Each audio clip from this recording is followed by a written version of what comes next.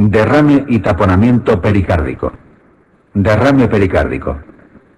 El derrame pericárdico es la presencia de una cantidad mayor de la habitual de líquido en la cavidad pericárdica.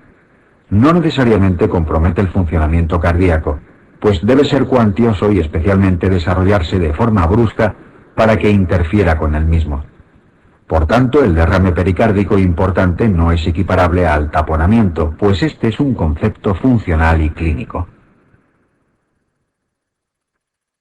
Del derrame destacar el ocasional signo de Ewart, matidez y soplo tubárico en vértice escapular izquierdo, desaparición del latido de la punta, alternancia eléctrica en el ECG, variación en la amplitud de los QRS al acercarse o alejarse el corazón de la pared torácica dentro de la cavidad pericárdica, y la imagen de corazón en tienda de campaña en la radiografía. Se confirma con ECO.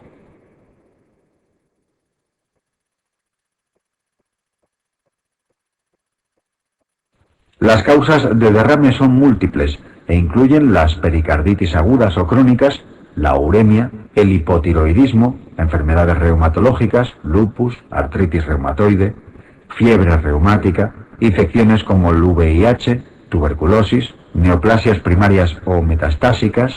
Las características del líquido pericárdico normal o patológico son similares a las del líquido pleural y drena como este a través de linfáticos. Existen individuos que presentan derrame pericárdico severo crónico idiopático una vez excluidas todas las causas conocidas, especialmente la tuberculosa, pues el rendimiento del cultivo del líquido, incluso el de la biopsia pericárdica, es bajo. Algunos autores proponen tratamiento tuberculostático empírico en esos casos. La pericarditis tuberculosa con bastante frecuencia evoluciona hacia constricción pericárdica en el proceso de cicatrización.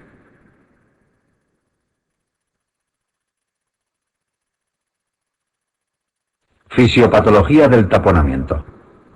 El taponamiento pericárdico es el cuadro derivado de la acumulación en la cavidad pericárdica de una cantidad de líquido suficiente y con la suficiente rapidez para comprometer el llenado de las cavidades cardíacas por compresión extrínseca del mismo, dando lugar a un estado de shock de tipo obstructivo. El líquido puede provocar un aumento en la presión intrapericárdica que comprime las cámaras cardíacas, pudiendo producir el colapso de las mismas si la presión exterior supera la interior. La aurícula derecha, la de menor presión, es la primera que se colapsa, disminuyendo su llenado y por tanto contribuyendo en menor medida a la precarga derecha. Si la presión intrapericárdica es mayor, también compromete la aurícula izquierda e incluso puede provocar colapso de los ventrículos en diástole, que es cuando tienen presiones bajas en su interior. Sobre todo el derecho, que tiene paredes más finas. En inspiración, al haber un marcado incremento del retorno venoso derecho, el compromiso diastólico es menor, produciéndose unas características variaciones respiratorias en los flujos de llenado ventricular mucho más marcadas de las habituales.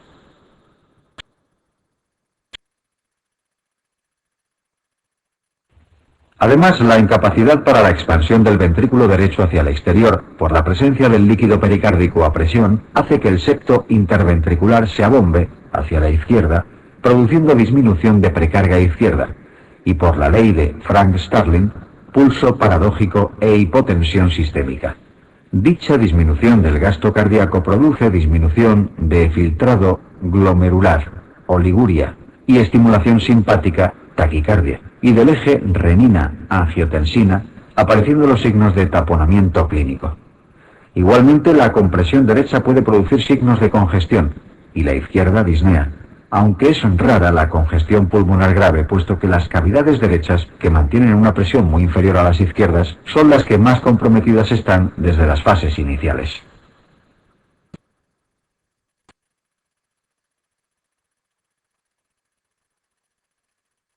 Tratamiento del taponamiento. Clínicamente es importante reconocer el compromiso hemodinámico relevante por la existencia de taquicardia, hipotensión y oliguria. Así pues, se habla de un taponamiento ecográfico cuando se aprecia mediante la ECO la compresión de cavidades cardíacas y sin embargo el paciente consigue compensar la situación mediante los mecanismos citados, de forma que se encuentra más o menos estable hemodinámicamente, por lo que se recomienda actitud expectante. Sin embargo, cuando aparezcan signos de taponamiento clínico, estará indicado evacuar el líquido pericárdico para conseguir mejorar expansión de las cámaras cardíacas y restablecer la situación hemodinámica.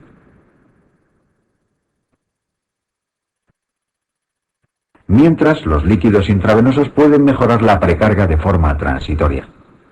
Esta descompresión puede llevarse a cabo mediante pericardiocentesis, procedimiento que se realiza de forma urgente mediante punción subsifoidea y aspiración del líquido, muchas veces controlado mediante ecocardiografía o bien mediante la colocación de un electrodo precordial del ECG conectado a la aguja que nos informe del momento en que toca esta la pared libre del ventrículo derecho, que se reconoce con la aparición de ascenso del segmento ST, corriente de lesión, en esa derivación.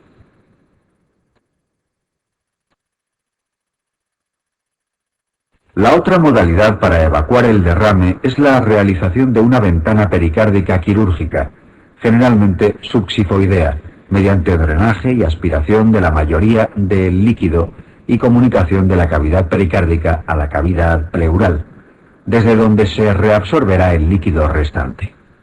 Esta técnica precisa de cierta preparación, por lo que no suele utilizarse en las situaciones de emergencia, sino para prevenir recidivas. La causa más frecuente del taponamiento son las neoplasias, la insuficiencia renal crónica y la pericarditis idiopática, que si bien es muy raro que provoque taponamiento, al ser con gran diferencia la causa más frecuente de inflamación del pericardio, aunque son pocas las que se taponan, en el global de taponamientos suponen un porcentaje no desdeñable.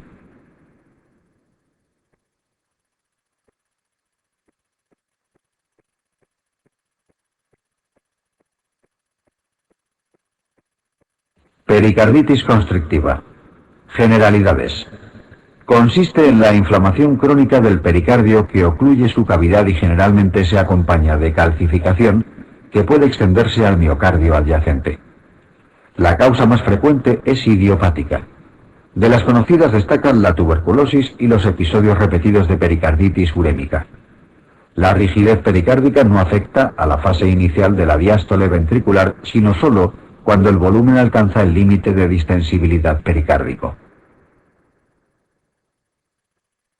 Clínicamente predominan los datos de congestión sistémica crónica y hepatopatía que simula cirrosis, producida por hígado de estasis, con ocasionales datos de bajo gasto anterógrado, fatiga, astenia y muy raramente disnea. Suelen aparecer signo de Kussmaul, elevación de presión venosa yugular con predominio de la onda Y y con onda H enmarcada, contorno en M del pulso venoso. Igualación de presiones diastólicas en las 4 cavidades, aspecto en deep plateau de la presión diastólica ventricular, fibrilación auricular, 30%, y en ocasiones enteropatía, pierde proteínas por edema intestinal y ascitis. En la radiografía se suele apreciar calcificación pericárdica en el 50%, aunque personas sanas pueden mostrarla. El ECO muestra engrosamiento pericárdico y variaciones respiratorias típicas en el llenado ventricular. El TC y la RM son las mejores técnicas de imagen para evaluar el pericardio engrosado.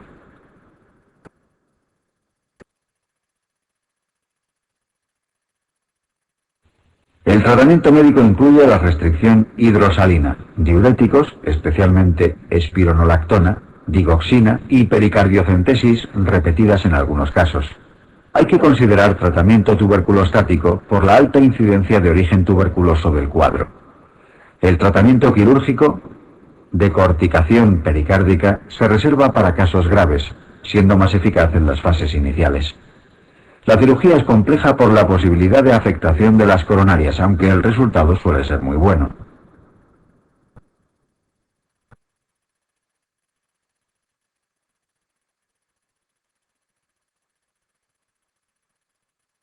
Tratamiento de la hipertensión arterial.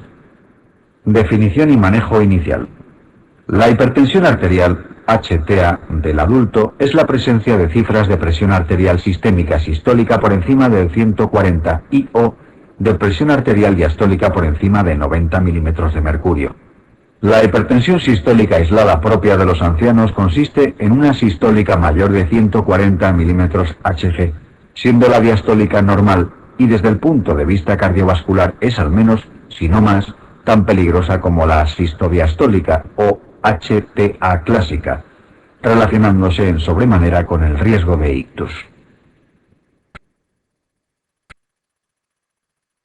La causa más frecuente es la HTA esencial, idiopática, en cuya génesis parece que el riñón juega un papel fundamental.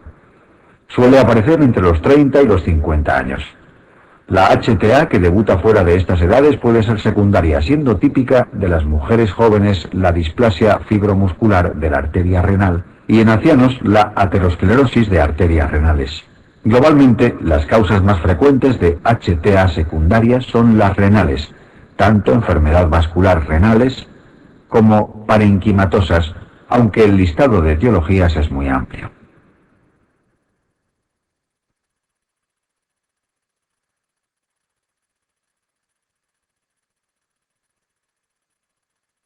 Una vez confirmado el diagnóstico de HTA mediante la determinación repetida de la presión arterial, en un entorno tranquilo y preferiblemente a la misma hora y con el mismo aparato, se debe determinar la presencia de lesión en los órganos diana de la HTA, que son el sistema nervioso central, el corazón, el riñón y retina, así como la presencia de otros factores de riesgo cardiovascular, especialmente diabetes, pues siempre hay que tratarlos. El estudio inicial incluye la historia clínica y exploración física, la realización de una analítica de sangre y orina y un ECG. Otras pruebas se indican ante la sospecha de causas secundarias.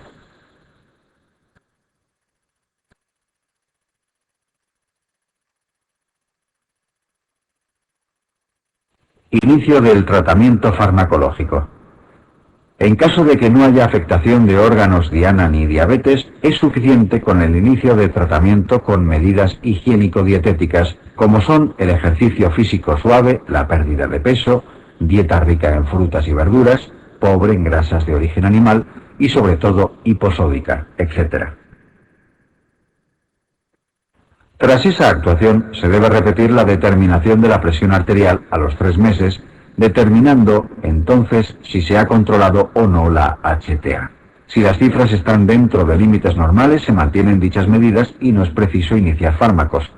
Si la presión persiste elevada, conviene iniciar un tratamiento específico con fármacos. Igualmente, en todos los pacientes que presenten lesión en órganos diana o diabetes, de entrada, además de las medidas higiénico-dietéticas, conviene asociar terapia farmacológica. Además, en algunos pacientes con cifras de tensión muy elevadas, aunque no tengan lesión en los órganos diana, se suele iniciar tratamiento con fármacos, dado el elevado riesgo cardiovascular que presentan.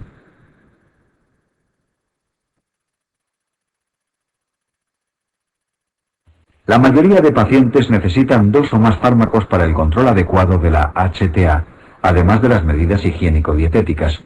Aún con la gran cantidad de fármacos disponibles, se considera que solo la tercera parte de los hipertensos están bien controlados. Además, se asume que la tercera parte de los hipertensos no saben que lo son. El objetivo terapéutico va a ser mantener cifras por debajo de 140/90 milímetros Hg, salvo en presencia de diabetes o nefropatía, en cuyo caso el objetivo es por debajo de 130/80 milímetros Hg.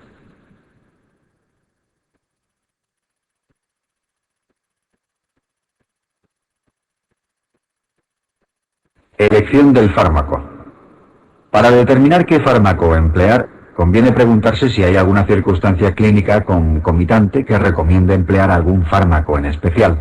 En inglés, indicaciones mandatorias, en cuyo caso habrá que iniciar el fármaco más apropiado.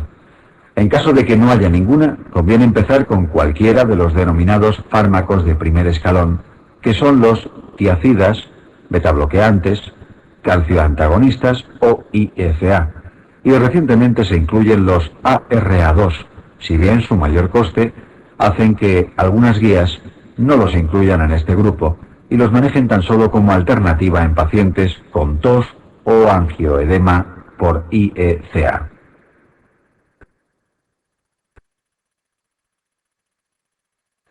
Los únicos fármacos que han demostrado aumentar la supervivencia frente a placebo son betabloqueantes y tiazidas, dado que son los fármacos más antiguos que se desarrollaron y que, por tanto, pudieron ser comparados con placebo. Los otros fármacos más recientes no lo han demostrado porque no sería ético diseñar un estudio en el que haya pacientes hipertensos que reciban un tratamiento con placebo, por lo que su eficacia ha sido comparada con regímenes clásicos con betabloqueantes o tiazidas. El informe del Joint National Committee 7 recomienda iniciar siempre que sea posible con una tiazida, por no haber sido superados los demás fármacos y presentar un coste muy bajo. Una vez iniciado el tratamiento con cualquiera de estos fármacos, se reevalúa la situación. Si se consiguió el objetivo, se mantiene el tratamiento. Y si no, se recomienda aumentar la dosis o quizá mejor, para evitar efectos adversos, asociar otro fármaco, estando la mayoría de los autores de acuerdo en que uno de los dos sea una tiazida por su efecto sinérgico con los demás fármacos antihipertensivos. En pacientes de difícil control conviene destacar causa secundaria de hipertensión arterial.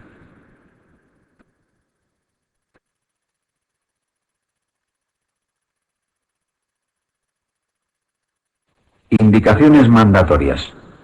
La presencia de circunstancias clínicas concomitantes puede hacer decantar la elección de un fármaco sobre los demás. Indicaciones mandatorias. Para los diabéticos y nefrópatas, la elección sería un IECA, recordando que el ARA2 sería su alternativa en presencia de tos o angioedema por IECA, por disminuir las complicaciones asociadas a la diabetes y la progresión del daño renal. En presencia de enfermedad coronaria, de elección sería un betabloqueante, siendo alternativa un calcio antagonista o bien un IECA, por su mejoría en la función endotelial.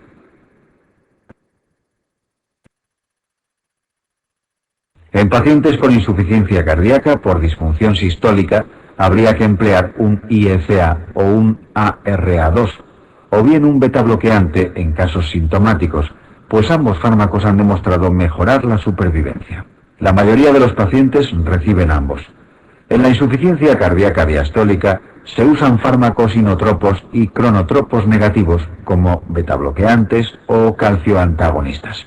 En pacientes con migraña, igualmente betabloqueantes y calcioantagonistas son de primera elección, pues pueden prevenir los episodios.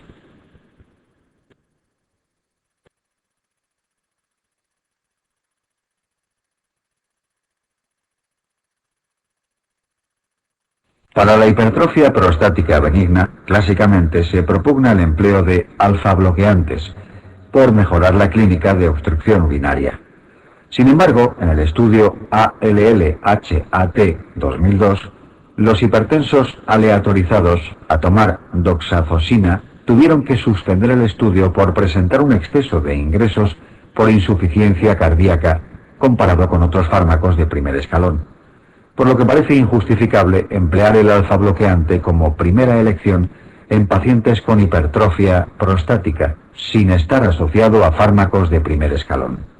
Para el feocromocitoma sí son de elección los alfa-bloqueantes, recordando siempre alfa-bloquear antes de beta-bloquear, por el riesgo de desbalance en el sistema nervioso autonómico.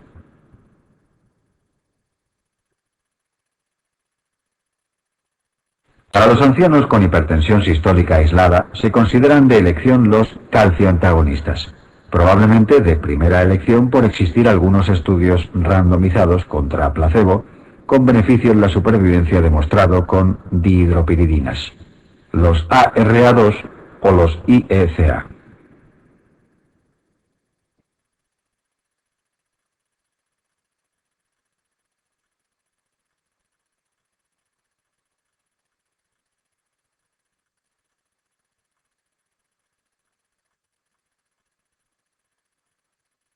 Aneurismas arteriales. Generalidades. Los aneurismas de la poplitea tienen alto riesgo de complicación y precisan reparación quirúrgica siempre. De los viscerales, el más frecuente es el de la esplénica y el de la hepática, con riesgo de rotura en relación con el embarazo. Los coronarios se relacionan con la enfermedad de Kawasaki. Los aneurismas arteriales más frecuentes son los aórticos, siendo el predominante el de aorta abdominal infrarrenal de origen aterosclerótico, al igual que los de aorta torácica descendente. Los de aorta ascendente tienen etiologías diversas, entre las que destaca la necrosis quística de la media y se asocian al síndrome de Marfan, sífilis, enfermedades reumatológicas, espondilitis anquilosante, Takayasu, artritis reumatoide y a la presencia de válvula aórtica bicúspide.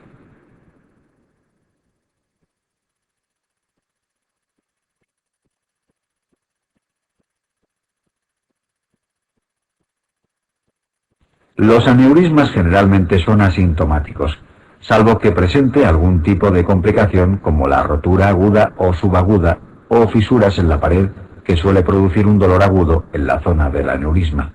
La rotura completa suele producir la muerte en pocos minutos. Además pueden producir síntomas derivados de la compresión de estructuras adyacentes.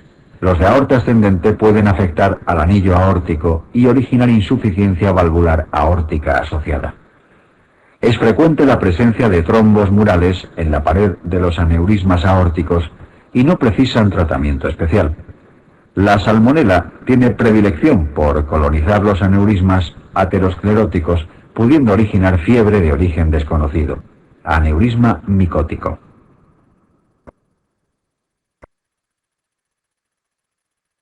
El tratamiento médico de los aneurismas aórticos consiste básicamente en tratar la arteriosclerosis que lo originó y facilita su progresión, especialmente la hipertensión arterial.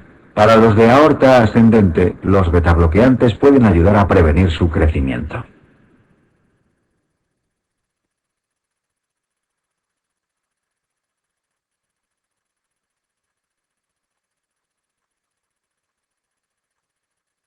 Tratamiento quirúrgico.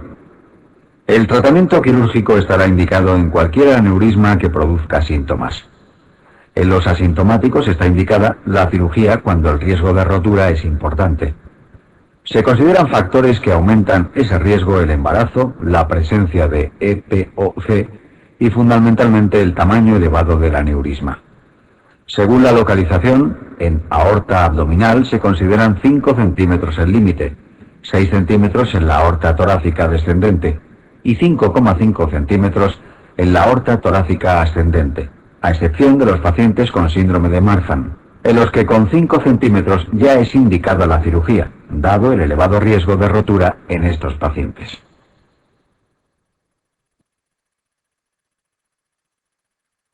Para decidir la mejor opción quirúrgica hay que revisar las características generales del paciente, pues si es un paciente relativamente sano, va a soportar el clampaje aórtico que precisa la intervención de elección para la reparación de los aneurismas, que consiste en una aneurismectomía interponiendo una prótesis de material plástico, Gore-Tex, con anastomosis término-terminal.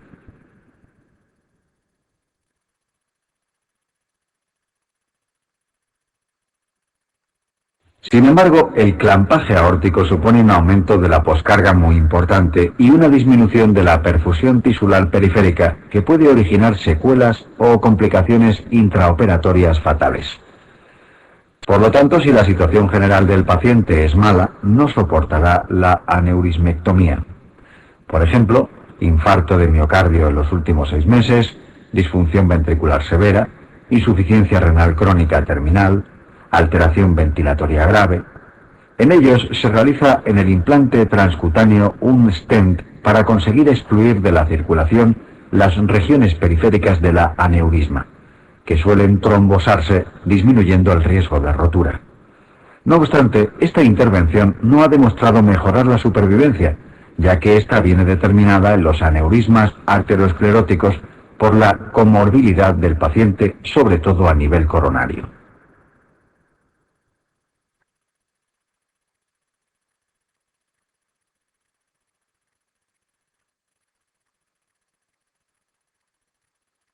Síndrome aórtico agudo.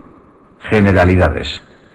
El síndrome aórtico agudo incluye situaciones que afectan a la pared aórtica, produciendo su disrupción en diferentes grados.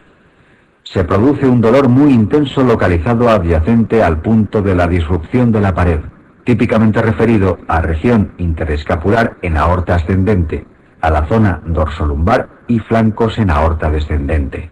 Un aneurisma aórtico complicado con rotura producirá un cuadro similar. Se incluyen la disección aórtica clásica, el hematoma intramural y la úlcera penetrante. El tratamiento de estos tres cuadros es similar, puesto que el hematoma y la úlcera, si progresan, pueden producir una verdadera disección.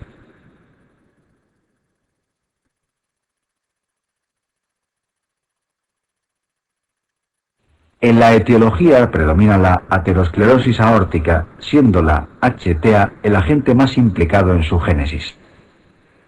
Otras causas incluyen la necrosis quística de la media, Marfan, o la coartación aórtica asociada a válvula bicúspide. La fricción de la sangre en la pared aórtica, típicamente en aorta ascendente, a veces en el istmo aórtico tras la salida de la subclavia o en otras localizaciones, provoca un desgarro de la íntima, flap intimal, a través del cual penetra la sangre, disecando las capas media y o adventicia y produciendo una falsa luz aórtica, que irá progresando en el espacio, pudiendo comprometer el origen de las ramas o la inserción de los velos valvulares aórticos. En el hematoma intramural, el sangrado de los vasa vasorum, de la pared, puede ser el origen en muchos casos, aunque puede progresar y producir disrupción de la íntima, originando una verdadera disección. La úlcera penetrante suele formarse sobre una placa de ateroma en la que se rompe la íntima, produciendo la úlcera, que puede progresar a hematoma o disección.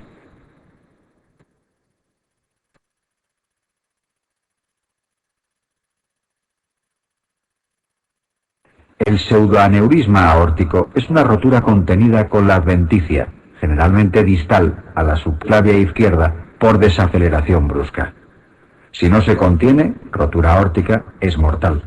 El tratamiento es cirugía urgente.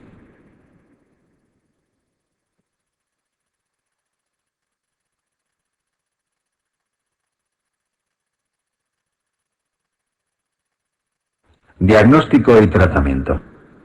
Ante la sospecha clínica, suele ser un hipertenso que acude al hospital con una crisis hipertensiva y el dolor característico. Se confirma el diagnóstico con una prueba de imagen no invasiva.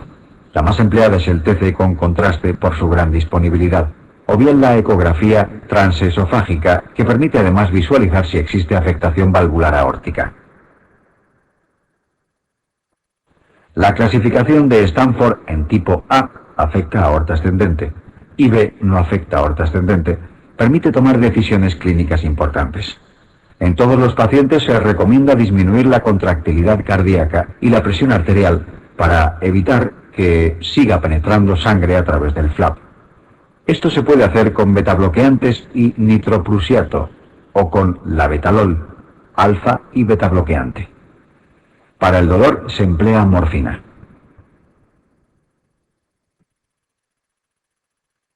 Está contraindicado anticoagular por el riesgo de progresión de la disección. En las de tipo A, las más frecuentes, además del tratamiento médico, se indica en todos los casos de forma urgente la cirugía, resección del segmento que contiene el flap y colocación de una prótesis de Dacron con anastomosis término-terminal, por el elevado riesgo de rotura o de que la progresión afecte estructuras vitales, válvula aórtica, coronarias, troncos supraórticos. En las de tipo B, si hay afectación de arterias vitales, isquemia de un miembro inferior, insuficiencia renal aguda o progresión a pesar de tratamiento médico, también se indica cirugía, abierta o colocación de una endoprótesis percutánea en la zona del flap intimal. Pero si se estabilizan, tan solo precisan mantener tratamiento médico, pues la trombosis de la falsa luz estabiliza el cuadro, siendo preciso un estricto control de la HTA y el resto de factores proateroscleróticos posteriormente. El tratamiento del hematoma intramural y la úlcera penetrante es similar al de la verdadera disección.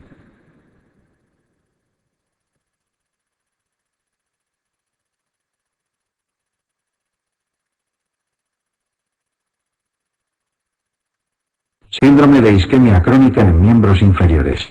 Diagnóstico y tratamiento médico. La etiología generalmente es la aterosclerosis de las arterias de miembros inferiores que producen la obstrucción progresiva parcial o completa de las mismas, originando isquemia. El desarrollo de circulación colateral puede evitar el desarrollo de un cuadro de isquemia severa aguda, aunque los neovasos no consiguen mantener un flujo normal, por lo que persiste la isquemia con el ejercicio.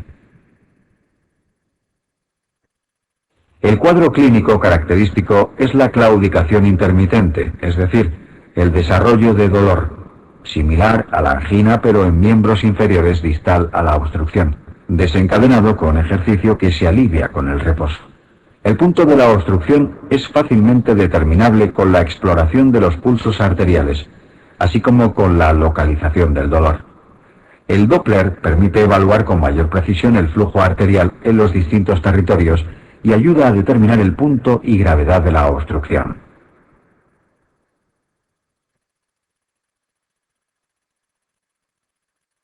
La obstrucción aortoilíaca bilateral se denomina síndrome de Leriche. En todos los pacientes, independientemente de la indicación de cirugía o no, está indicado realizar tratamiento médico que incluirá el uso de fármacos antiagregantes, de elección la aspirina o clopidogrel. Un programa de ejercicio físico que ha demostrado aumentar la distancia recorrida, el abandono del hábito tabáquico, que igualmente ha demostrado que mejora la capacidad funcional de los pacientes, en ocasiones el empleo de fármacos hemorreológicos, como pueden ser la pentoxifilina o el cilostazol, que por diferentes mecanismos pueden producir una discreta mejoría clínica. El tratamiento de la arteriosclerosis, especialmente con estatinas, que pueden mejorar los síntomas, y el tratamiento de la aterosclerosis coronaria asociada con betabloqueantes, IECA, puesto que la afectación coronaria concomitante es la determinante del pronóstico vital de los pacientes. En pacientes inoperables con dolor incapacitante puede estar indicado el implante de un neuroestimulador o de un catéter raquídeo para analgesia-anestesia permanente. Los pacientes portadores de bypass o stent precisan antiagregación crónica.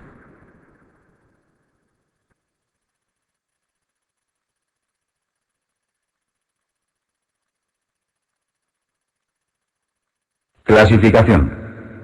Clínicamente se emplea la clasificación de Fontaine, que define como estadio 1 a aquellos que solamente presentan alteraciones isquémicas evidenciables en faneras como alteración o pérdida del vello, cambios en la coloración de la piel, alteraciones ungueales.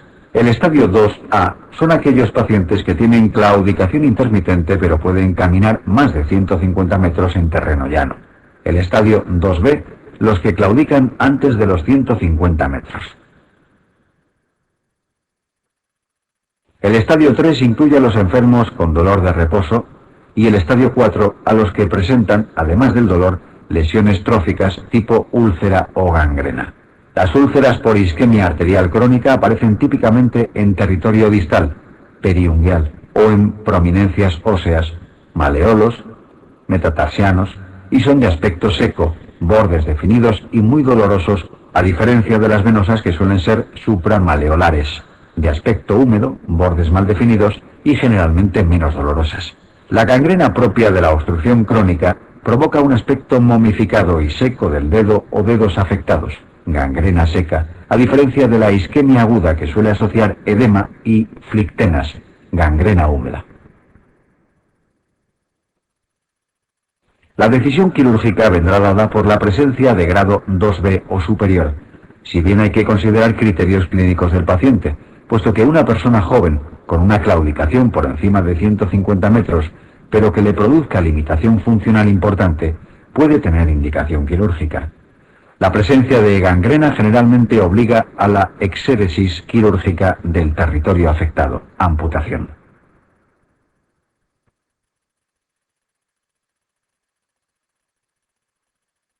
Técnica quirúrgica. Si el paciente presenta indicación quirúrgica, es necesaria una arteriografía invasiva para determinar el punto de obstrucción y los territorios distales. La angioresonancia está en desarrollo y quizás se emplee en el futuro como alternativa. Cuando la obstrucción se localice en porciones proximales y sea segmentaria, segmentos cortos en vasos de gran calibre, de elección será realizar angioplastia transluminal percutánea o bien tromboendarterectomía, apertura de la lesión, exéresis del contenido de la placa y trombo y cierre. Cuando las lesiones sean más distales o difusas, el tratamiento de elección es el bypass arterial. De nuevo, aquí debemos evaluar la situación general del paciente por la necesidad de camplaje aórtico o iliofemoral para la realización de las anastomosis, pues el paciente con una situación general mala no soportará la intervención.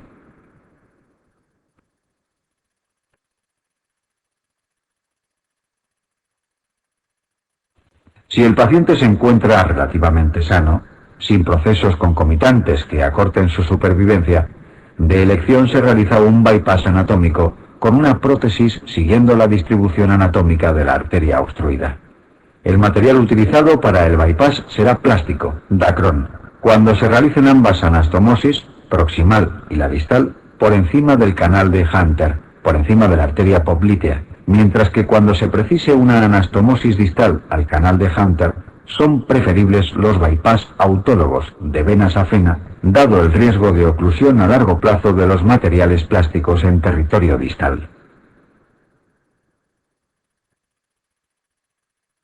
En los pacientes con situación general mala, cardiopatía importante, infarto reciente, insuficiencia renal terminal, deterioro ventilatorio severo, se utilizan bypass extraanatómicos para tratar de llevar sangre de algún territorio bien irrigado hasta la zona distal a la obstrucción con la menor agresión posible para el paciente, incluso en ocasiones con anestesia local y empleo de prótesis de material plástico subcutáneas, fémoro-femoral cruzado para la obstrucción iliofemoral unilateral, axilo-bifemoral para el síndrome de Leriche.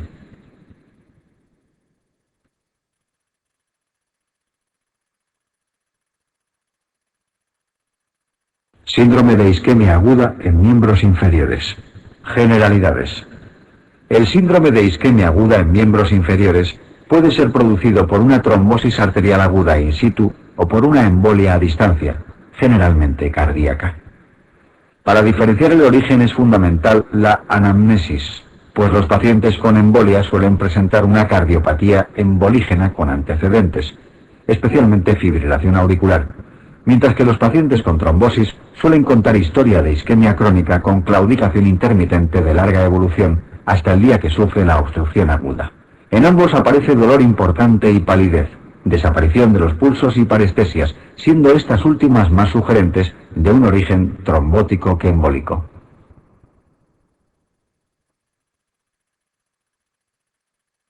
En la arteriografía se aprecia la imagen de stop en el punto de oclusión, en cúpula en las embolias e irregular en las trombosis. En los pacientes con trombosis suelen existir lesiones arteriales ateroscleróticas crónicas a distintos niveles y circulación colateral por la isquemia crónica, mientras que en los pacientes con embolia no suele existir tanta aterosclerosis ni circulación colateral.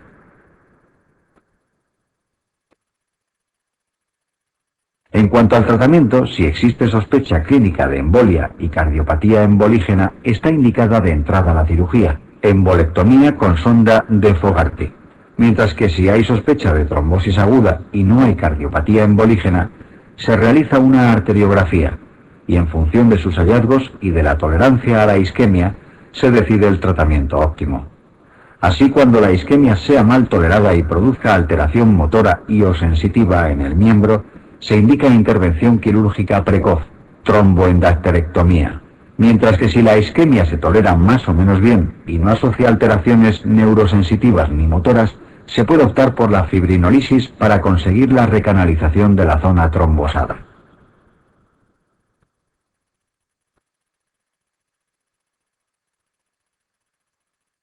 Tromboangeitis obliterante. Generalidades.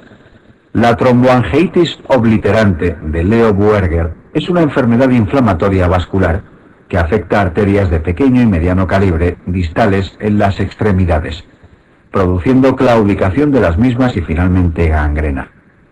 Afecta a varones jóvenes muy fumadores, y abandonar el tabaco es de capital importancia para frenar la evolución de la enfermedad. Típicamente los pacientes pueden asociar fenómeno de Raynaud, 40%, y en ocasiones tromboflebitis migratoria de venas superficiales. La imagen arteriográfica es muy típica con afilamiento liso de las arterias sin las irregularidades propias de la aterosclerosis.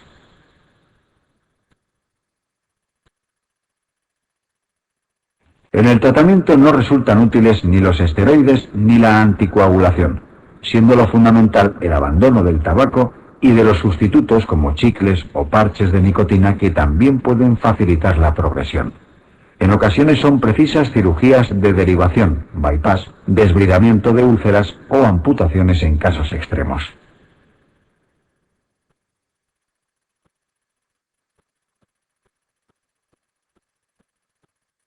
Enfermedades del arco aórtico. Generalidades. La arteritis de Takayasu es un proceso inflamatorio granulomatoso crónico de etiología desconocida que afecta principalmente a mujeres jóvenes asiáticas, en el que el engrosamiento de las paredes de grandes arterias, principalmente del arco aórtico, produce estenosis y dilataciones postestenóticas con consiguientes síntomas por isquemia en los territorios irrigados, esencialmente miembros superiores y cabeza. Es frecuente el desarrollo de circulación colateral. En la fase aguda pueden ser útiles esteroides e inmunosupresores, y para las obstrucciones se emplean bypass o endarterectomía para mejorar el flujo. La anticoagulación disminuye el riesgo de ictus.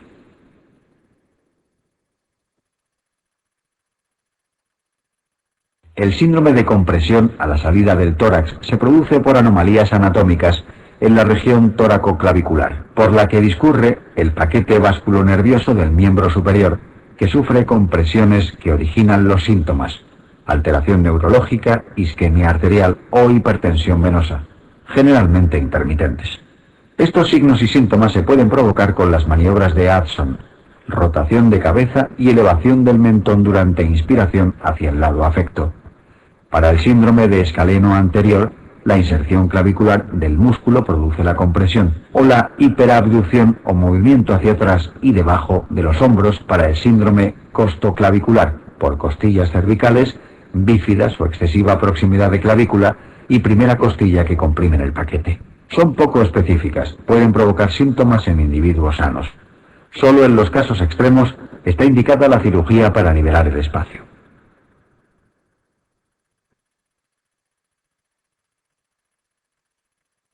El síndrome de robo de la subclavia aparece en oclusiones de la subclavia proximal a la vertebral en las que se mantiene el flujo en reposo por colaterales, pero el aumento de demandas, ejercicio del brazo, induce un flujo retrógrado de sangre de la vertebral al miembro superior que origina un cuadro de isquemia de fosa posterior, diplopia, ataxia o síncope, por el efecto robo. En ocasiones precisa cirugía desobstructiva o derivativa.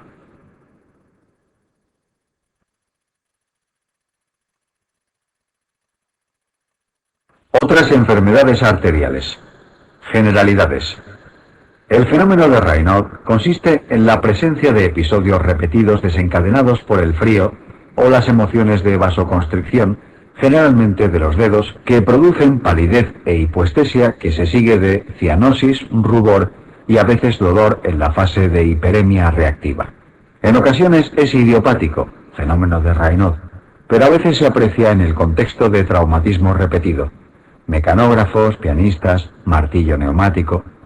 Enfermedades reumatológicas, lupus, artritis reumatoide. Hematológicas, crioglobulinemia, Waldenström. Fármacos, betabloqueantes, vasoconstrictores. Neuropatías, siringomielia, túnel carpiano. Tumores, mixoma auricular. O hiperreactividad vascular, migraña, Prinzmetal. El tratamiento consiste en evitar la exposición al frío o traumatismos, y en casos graves pueden ser útiles los calcioantagonistas.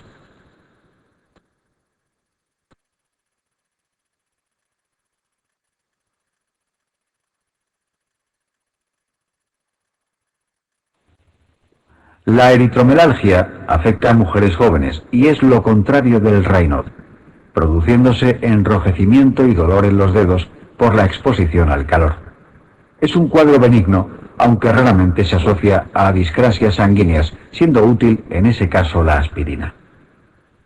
La acrocianosis afecta a mujeres jóvenes y consiste en un espasmo cutáneo en las manos que se mantiene crónicamente y produce cianosis y sensación de frío constante. Es un trastorno benigno que no precisa tratamiento.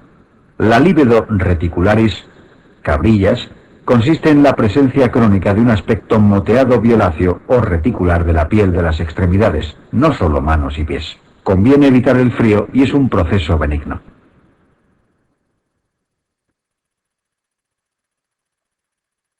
El eritema pernio, sabañones, consiste en lesiones cutáneas por la exposición al frío en partes sacras que producen pápulas, pruriginosas expresión de la proliferación intimal y espasmo de las arteriolas. Es un proceso benigno y el tratamiento consiste en evitar la exposición al frío.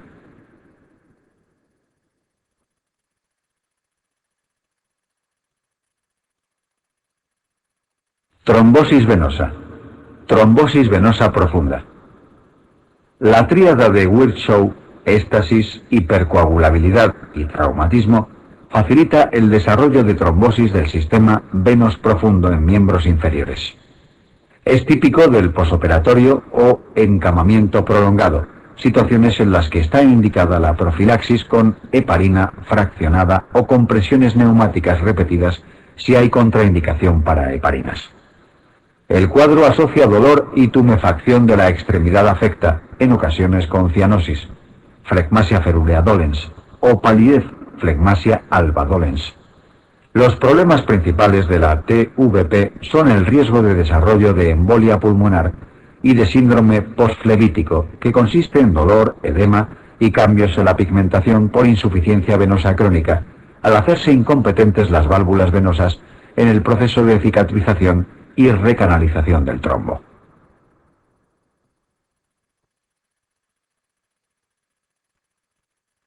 Para confirmar el diagnóstico de elección es la ecografía Doppler venoso de miembros, que pierde valor diagnóstico en el periodo posoperatorio. Son menos útiles en la actualidad la pletismografía de impedancia para las proximales y las técnicas con fibrinógeno marcado para las distales.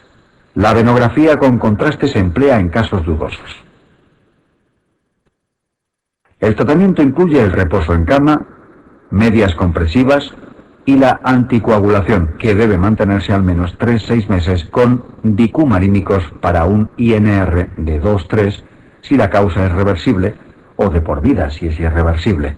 La fibrinolisis puede ayudar como coadyuvante en algunos casos. En casos recurrentes o contraindicación para anticoagular, se puede instalar un filtro en la cava, o bien ligar la cava inferior en las tromboflebitis sépticas de origen pélvico.